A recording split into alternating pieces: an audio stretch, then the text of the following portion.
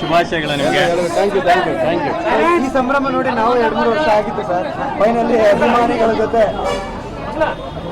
Birthday ಮಾಡ್ಕೊಳ್ಳೋದೇ ಇವ್ರಿಗೋಸ್ಕರ. ನಾನು ಹುಟ್ಟಿರೋದೇ ನಿಮಗೋಸ್ಕರ, ಇವ್ರಿಗೋಸ್ಕರ ಮಾಡ್ಕೊತೀನಿ ಅಷ್ಟೇ. ನಾನು ಬಹುಶಃ ಈ ನಗು ಶುರು ಆಗಿದೆ, ಒಂದು ಜಡ್ಜ್ಮೆಂಟ್ ಸಿನಿಮಾನ ಒಂದು ನಗು ಶುರು ಆಗಿದೆ, ಚಿಕ್ಕದಾಗ ಒಂದು ನಗು ಶುರು ಆಗಿದೆ. ಆ ನಗು ಇನ್ನು ಸ್ವಲ್ಪ ಜಾಸ್ತಿ ಅರಳುತ್ತೆ ಇನ್ಮೇಲೆ ಅಂತ ನಂಬಿಕೆಯಿಂದ ಬರ್ತ್ಡೇ ಶುರು ಮಾಡ್ಕೊಂಡಿದ್ದೀನಿ ಸರ್. ಬಹು ನಿರೀಕ್ಷಿತ ಪ್ರೇಮಲ ಕಟ್ಟು ಇವತ್ತು ಸೆಟ್ಟೇರುತ್ತೆ ಅಂತ ಎಲ್ಲರೂ ನಿರೀಕ್ಷೆ ಮಾಡ್ತಿದ್ರು, ಕಾರಣಾಂತರಗಳಿಂದ ಆಗಿಲ್ಲ. ಯಾಕೆ ಸರ್? ಕಾರಣ ಏನೂ ಇಲ್ಲ, ಎಲ್ಲ ಜಂಬಲ್ ಆಗೋದು ಬೇಡ ಅಂತ ಬರ್ತ್ಡೇನು ಸೇರಿಕೊಂಡು, ಮತ್ತು ಅದಲ್ಲದೆ ಇನ್ನೊಂದು ಸರ್ಪ್ರೈಸ್ ಕೂಡ ಇದೆ. ಇನ್ನೊಂದು 10 ಡೇಸಲ್ಲಿ ಅದೆಲ್ಲ ಬರುತ್ತೆ. ಸೊ ಈ ಗೊಂದಲದಲ್ಲಿ ಬೇಡ ಅಂತ ನಮ್ಮ ಪ್ರೊಡ್ಯೂಸರು, ಅವ್ರು ಫಸ್ಟ್ ಟೈಮ್ ನಮ್ಮ ಜೊತೆ ಪ್ರೊಡ್ಯೂಸ್ ಮಾಡ್ತಾ ಇದ್ದಾರೆ, ಕೃಷ್ಣ ಜ್ಯುವೆಲರ್ಸ್ ಅಂತ ಹೇಳಿ. ಅವ್ರು ಸರ್ ಬರ್ತ್ಡೇ ಮುಗಿಸ್ಕೊಂಬಿಡಿ, ಇದನ್ನು ಸಪ್ರೇಟಾಗಿ ನಾವು ದೊಡ್ಡದಾಗಿ ಮಾಡೋಣ, ಮತ್ತು ಇದ್ರ ಜೊತೆ ಅದು ಮಿಕ್ಸ್ ಆಗೋಗುತ್ತೆ. ಸೊ ನಾಳೆ ಬೆಳಗ್ಗೆ ಪ್ರಚಾರ ಆದಾಗ ಏನಾಗಿದೆ, ಬರ್ತ್ಡೇ ಅದು ಇದು ಎಲ್ಲ ಒಟ್ಟು ಕನ್ಫ್ಯೂಸ್ ಆಗುತ್ತೆ ಮಾರ್ಕೆಟಲ್ಲಿ. ಆರಾಮಾಗಿ ಮುಗಿಸ್ಕೊಳ್ಳಿ, ಅದನ್ನ ಆಮೇಲೆ ಸೆಲೆಬ್ರೇಟ್ ಮಾಡೋಣ ಅಂದರು. ಅದಕ್ಕೆ ಅದನ್ನ ವಿತಲ್ಟ್ ಮಾಡಿದ್ದೀನಿ ಸರ್. ನಿಮ್ಮ ಬರ್ಡೇ ವಿಶೇಷ ಇವತ್ತು ಜಡ್ಜ್ಮೆಂಟ್ ಸಿನಿಮಾದ ಟಿಕೆಟ್ ಪ್ರೈಸ್ನ ಕಮ್ಮಿ ಮಾಡಿದ್ದಾರೆ ರಾಜ್ಯಾದ್ಯಂತ. So after a long time ನೀವು ಸುಮಾರು ವರ್ಷಗಳ ನಂತರ ಯುದ್ಧಕಾಂಡ ಆದಮೇಲೆ ಕರಿಕೋಟು ಹಾಕಿದ್ದೀರಾ. ಸೊ ಎಷ್ಟು ಖುಷಿ ಕೊಡ್ತಿದೆ ಸರ್? ನಮಗೆ ಫೈನಲ್ ಆಗಿ ಸಿನಿಮಾ ಜನಗಳಿಗೆ ಖುಷಿ ಆದಾಗ ಮನಸ್ಸಿಗೆ ತುಂಬ ತೃಪ್ತಿ ಆಗೋದು. ಆವಾಗಲೇ ನಮ್ಮ ಜನ ಬಂದ್ಬಿಟ್ಟು 10 ರೂಪಾಯಿ ಕಡಿಮೆ ಮಾಡಿದ್ರು ಅಂತ ಸಿನಿಮಾಗೆ ಬರೋ ಜನ ಅಲ್ಲ. ಖುಷಿ ಆದರೆ 1000 ರೂಪಾಯಿ ಕೊಟ್ಟು ನೋಡೋ ಜನ ಇವರು 2000 ಕೊಟ್ಟು ನೋಡಿದ್ದಾರೆ. ಅದು ಪ್ರೊಡ್ಯೂಸರ್ಸು ಸ್ವಲ್ಪ ಧಾರಾಳ ನನ್ನ ಮೇಲಿರೋ ಪ್ರೀತಿಗೆ ಅವ್ರು 10 ರೂಪಾಯಿನ ಕಡಿಮೆ ಮಾಡಿ ಕೊಟ್ಟಿದ್ದಾರೆ ಅವರು. ಬಟ್ ಜನ ಅದೆಲ್ಲ ಕೇಳೋದಿಲ್ಲ ಅವರು. But they will come happily to the cinema. ಅವ್ರು ಯಾವಾಗ ಥಿಯೇಟ್ರ್ ಒಳಗೆ ಬಂದು ಖುಷಿಯಾಗಿ ಆಚೆ ಬರ್ತಾರಲ್ಲ, ಅದು ನಮಗೆ ಖುಷಿ ಕೊಡೋದು. ಅದೇ ಫಸ್ಟ್ ಖುಷಿ ಕೊಡೋದು. ಈ ಹುಟ್ಟಿದ ಹಬ್ಬನೂ ಅವ್ರುಗಳಿಗೇನೆ, ಅವ್ರ ಖುಷಿಯಿಂದನೇ ನಾನು ಆಚೆ ಬಂದಿರೋದು. ಇಲ್ಲದ್ರೆ ನಾನು ಬರ್ತಾನೂ ಇರಲಿಲ್ಲ ಆಚೆ. ನಾನು 4 ವರ್ಷನೋ 3 ವರ್ಷ ಆಯಿತು ಬರ್ತ್ಡೇ ಮಾಡಿ. ನಾನು ಮನೆಯವರು ಕೂಡ ಎಲ್ಲ ಕೇಳ್ಕೊತಾ ಇದ್ರು, ಒಂದ್ಸರಿ ಮಾಡು ಪಾಪ, ಮನೆ ಹತ್ರ ಬಂದು ಹೋಗ್ತಾರೆ ಅಂದರು. ಮನಸ್ಸು ಸಮಾಧಾನ ಇರ್ತಿರ್ಲಿಲ್ಲ, ಮನಸ್ಸಲ್ಲಿ ನಿಜವಾಗ್ಲೂ ಖುಷಿ ಇರ್ತಿರ್ಲಿಲ್ಲ. ಮಾಡಬೇಕಾದ್ರೆ ಈ ಸಂಭ್ರಮ ಅನ್ನೋದು ಯಾವಾಗಲೂ ಮನಸ್ಸಲ್ಲಿ ಖುಷಿ ಇರಬೇಕು ನಮಗೆ. ಪ್ಲಸ್ ಜನ ಅವಾಗ ಬೇಸರನ ಪಡ್ಕೋತಾ ಇದ್ರು. ಸರಿ ಎಲ್ಲರಿಗೂ ಒಂದ್ಸರಿ ಖುಷಿ ಆಗಲಿ, ಇಲ್ಲಿಂದ ಖುಷಿ ಹಂಚನ ಮತ್ತೆ ಅಂತೇಳಿ ಬರ್ತ್ಡೇ ಮಾಡ್ಕೊಂಡು. ಲಾಸ್ಟ್ ಟೈಮ್ ಸೆಲೆಬ್ರೇಟ್ ಮಾಡ್ಕೊಂಡಿದ್ದು ಅಭಿಮಾನಿ ವಸತಿ ಹೋಟೆಲಲ್ಲಿ ಅನ್ಸುತ್ತೆ, ಅದಾದ್ಮೇಲೆ ಸೆಲೆಬ್ರೇಟ್ ಮಾಡ್ಕೊಂಡಿರಲಿಲ್ಲ. ಇವತ್ತು ನಿಮ್ಮ ಬರ್ಡೇ ಬಂದಾಗ ಒಂದಷ್ಟು ನಿರೀಕ್ಷೆ ಜನರಲ್ಲಿ ಇದ್ದೇ ಇರುತ್ತೆ. ಸೊ ನಿಮ್ಮ ಕಡೆಯಿಂದ ಏನು ಮಾತು ಕೊಡ್ಬೋದು ಸರ್ ಜನಗಳಿಗೆ, ಸಿನಿಮಾ ಕಡೆ? ಇನ್ನೊಂದು ವಾರ, ಇನ್ನೊಂದು 10 ಡೇಸ್ ವೇಟ್ ಮಾಡಿರಿ. ಅದಕ್ಕೆ ಒಂದು ಸಪ್ರೇಟ್ ಮೀಟಿಂಗ್ ಇದೆ, ಅವಾಗ ಅಲ್ಲಿ ಬಂದು ಹೇಳ್ತೀನಿ. ಇದು ಬರ್ತ್ಡೇ ಮಾತ್ರ ಮಾಡ್ಕೊಳ್ಳೋಣ ಅಂತ ತೀರ್ಮಾನ ಆಗೋಯ್ತು. ಯಾಕಂದರೆ ಎರಡು ಸಾಧಾರಣವಾದ ವಿಷಯ ಅಲ್ಲ, ಹೇಳ್ಬೇಕಾದ್ರೆ ದೊಡ್ಡದಾಗಿ ಹೇಳೋವಂಥ ವಿಷಯ ಇದೆ. ಅದನ್ನು ಇದ್ರ ಜೊತೆ ಮಿಕ್ಸ್ ಮಾಡೋದು ಬೇಡ ಅನ್ನೋದು ಒಂದು ವಾರದಿಂದ ಡಿಸ್ಕಷನ್ ನಡೆದೋಯ್ತು ಇದಕ್ಕೆ. ಅಂದರೆ ಇವತ್ತು ಪ್ರೇಮ್ಲೋಕ ಟ್ರೈಲರ್ ಗೀಲರೆಲ್ಲ ರೆಡಿ ಇತ್ತು, ಮಾಡ್ಕೊಂಡಿದ್ವಿ ನಾವು. ಬಟ್ ಎಲ್ಲ ಏನಾಗುತ್ತೆ, ಮನೆ ಹತ್ರ ಮಾಡಿದ್ರೆ ಅದು ಮಾಡೋಕ್ಕಾಗಲ್ಲ, ಅದಕ್ಕೆ ಮತ್ತೆ ಬೇರೆ ಜಾಗ ಮಾಡಬೇಕು. ಅದು ಬೇರೆ ಜಾಗ ಮಾಡಿದ್ರೆ ಈ ಜನ ಅಲ್ಲಿ ಸೇರೋಕ್ಕಾಗಲ್ಲ. ಇಲ್ಲ ನಾನು ಆಚೆ ಜನಕ್ಕೆ ಎಲ್ಲರೂ ಹೋಗ್ಬೇಕು, ಎಲ್ಲರೂ ಒಂದು ಆಚೆ ಕಡೆ ಸ್ಟೇಜ್ ಹಾಕೊಂಡು ಮಾಡಬೇಕು. ಈ ಒಂದರ ಕನ್ಫ್ಯೂಷನ್ ಜಾಸ್ತಿ ಇತ್ತು. ಪ್ಲಸ್ ನನಗೆ ಶೂಟಿಂಗ್ ನಡೀತಾ ಇದೆ, ಅದನ್ನು ನ್ಯೂಸ್ ಕೊಡಬೇಕು, ಆಯಿತಾ? ಸೊ ಇದು ತುಂಬ ವಿಷಯಗಳಿದೆ ಒಳಗೆ. ನಿಮಗೆ ಗೊತ್ತಿಲ್ಲದಿರೋದು, ಇಲ್ಲ ನೀವು ಅಂದ್ಕೊಂಡಿರೋದು, ನಿಮ್ಮಲ್ಲೇ ಒಂದು ಗೊಂದಲ ಇರೋದಕ್ಕೆಲ್ಲ ಒಂದು ತೆರೆ ಹೇಳ್ಬೇಕಾಗಿದೆ, ಪಿಚ್ ಹೇಳ್ಬೇಕಾಗಿದೆ. ನಾನು ಇನ್ನು 10 ಡೇಸ್ ವೇಟ್ ಮಾಡಿ, ಒಳ್ಳೊಳ್ಳೆ ವಿಷಯಗಳು ಕೊಡ್ತೀನಿ ಸರ್. ಗೌರಿ ಶಂಕರ ಚಿತ್ರದ ಟೀಸರ್ ಲಾಂಚ್ ಆಗಿದೆ ಇವತ್ತು, ಬರ್ಡೇ ವಿಶೇಷ.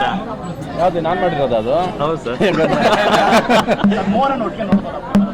ಹಾಂ, 3 ಜನ ನೋಡ್ಬೋದು. ಸರಿ, ಕ್ರೇಜ್ ನೋಡ್ತಾ ಇದ್ರೆ ರವಿ ಸರ್ಗೆ 36.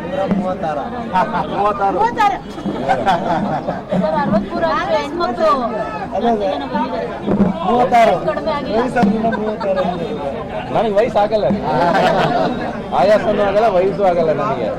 ಸರ್ ಮತ್ತೊಂದು ವಿಚಾರ, ನಿರ್ಮಾಪಕರಿಗೆ ನಿಮ್ಮ ಸಮಸ್ಯೆಗಳೇನಿದೆ ಅಂತ ಹೇಳ್ಬಿಟ್ಟು ಫಿಲ್ಮ್ ಚೇಂಬರ್ಗೆ ಒಂದು ಪಟ್ಟಿ ಮಾಡ್ಕೊಂಬಂದು ಕೊಡಿ ಅಂತ ಹೇಳಿದಾರಂತೆ. ಸೊ ಅದನ್ನ ಪಟ್ಟಿ ಮಾಡಕ್ಕೆ ಹೋಗಿ ಬೇರೆ ತರ ಪಟ್ಟಿ ಮಾಡಿಬಿಟ್ಟಿದ್ದಾರೆ ಗೋವಾದಲ್ಲಿ. ಸೊ ಅದ್ರ ಬಗ್ಗೆ ಏನು ಕಮೆಂಟ್ ಮಾಡ್ತೀರಾ?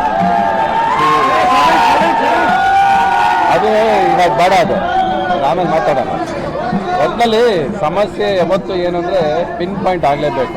ನೀನೇ ಸಮಸ್ಯೆ ಅಂದರೆ ಹೇಳಬೇಕು, ನೀನೇನು ಸರಿ ಮಾಡ್ಬೇಕು ಅಷ್ಟೇ. ಅದು ಆ ಥರ ಇಲ್ಲದೆ ಸುಮ್ಮನೆ ಮಾತುಕತೆಗಳು ಬೇಡ. ಆಮೇಲೆ ಫಸ್ಟ್ ಆಫ್ ಆಲ್ ಇಲ್ಲೇ ಕೂತ್ಕೊಂಡು ಅಲ್ಲಿ ಯಾಕೋದು ಇವೆಲ್ಲ ಪ್ರಶ್ನೆಗಳು ಜಾಸ್ತಿ ಬಿಟ್ಕೊಳ್ಳುತ್ತೆ. ಸೊ ಅವೆಲ್ಲ ಬೇಡ. ಅದು ಅಲ್ಲೇನೋ ನಡಿಬಾರ್ದು ನಡೆದೋಗಿದೆ ಅವ್ರುಗಳಿಗೆ. ಅದೇನೋ ಚಿಕ್ಕ ವಿಷಯ ಯಾರೋ ಒಬ್ಬರು ಮಾಡೋದು ಎಲ್ಲರ ಮೇಲೆ ಹೋಗ್ತಾ ಇರುತ್ತೆ. ಇಂಡಸ್ಟ್ರಿ ಯಾವಾಗಲೂ ಅಷ್ಟೇ, ಒಬ್ಬರು ತಪ್ಪು ಮಾಡಿದ್ರೆ ಅದು ಫುಲ್ ಇಂಡಸ್ಟ್ರಿ ಮೇಲೆ ಹೋಗುತ್ತೆ.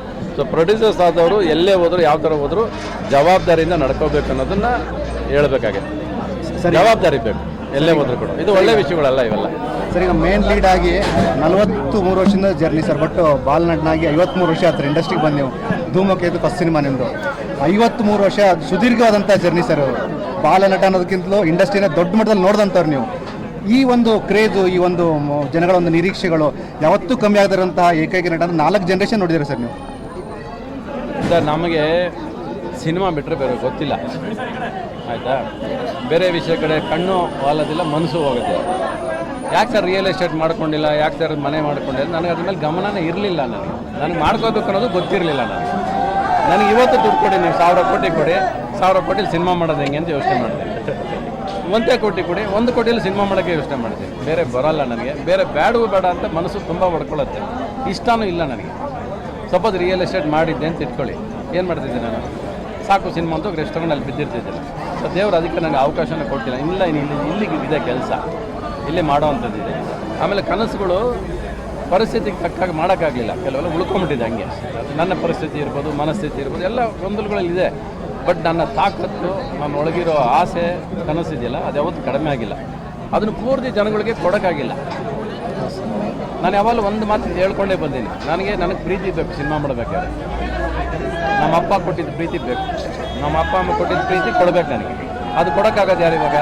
ಈ ಜನ ಕೊಡಬೇಕು. ಅದು ಕೊಟ್ಟರೆ ನೀವು ತಲೆ ಎತ್ಕೊಂಡು ಓಡಾಡ್ತೀರ. ನೀವು ಕೊಡಲಿಲ್ಲ ಅಂದರೆ ನಾನು ಕೂಗ್ತೀನಿ ನಿಮ್ಮ ಜೊತೆ ಅಷ್ಟೇ.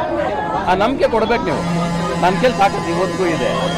ನನಗೆ ಸಿನಿಮಾ ಬಿಟ್ಟರೆ ಬೇರೆ ಗೊತ್ತಿಲ್ಲ, ಜೋಬಲ್ಲಿ ದುಡ್ಡು ಹಾಕಕ್ಕೆ ಬಂದಿಲ್ಲ. ಮನಸ್ಸಲ್ಲಿ ಜನರನ್ನ ಸೇರಿಸ್ಕೊಳ್ಳೋದು ಅಷ್ಟೇ ಗೊತ್ತಿದೆ ನನಗೆ ಬೇರೆ ಅಭ್ಯಾಸ ಇಲ್ಲೂ ಇಲ್ಲ, ಬೇರೆ ಬೇಕಾಗಿಲ್ಲ ನನಗೆ. ಸರ್, ಈ ಬರ್ಡೇಗೆ ನಿಮ್ಗೆ ಸಿಕ್ಕಂಥ ಬೆಸ್ಟ್ ಗಿಫ್ಟ್ ಏನು ಸರ್? ಯಾರಿಂದ? ನೀವೇನಾರು ಹೇಳ್ಕೊಂಡ್ರಿ, ನನಗೆ ಫಸ್ಟ್ ಸಿಗೋದೇ ಶಿವ. ಶಿವನೇ 2 ಗಿಫ್ಟ್ ಬಂತು ಇವಾಗ, 2 ಶಿವನೇ ಬಂದಿದ್ದು ಕೈಗೆ. ಅದು ಜನ ಎಲ್ಲರಿಗೂ ಗೊತ್ತಿದೆ ನನಗೆ ಶಿವ ಇಷ್ಟ ಅಂತ. ಅದು ಹಂಗೆ ಯಾವುದೋ ಒಂದು ರೂಪದಲ್ಲಿ ಶಿವ ಬಂದು ನನ್ನ ಹತ್ರ ಪ್ರತಿಯೊಂದು ಅಕೇಶನ್ಲೂ ಸೇರ್ತಾ ಇರ್ತಾನೆ. ಹೆಸರಲ್ಲೂ ಶಿವ ಅನ್ನೋರು ಯಾರೋ ಬರ್ತಾರೆ, ಹಂಗೆ ಅದು ಬರ್ತಾ ಇರುತ್ತೆ ಅಷ್ಟೇ.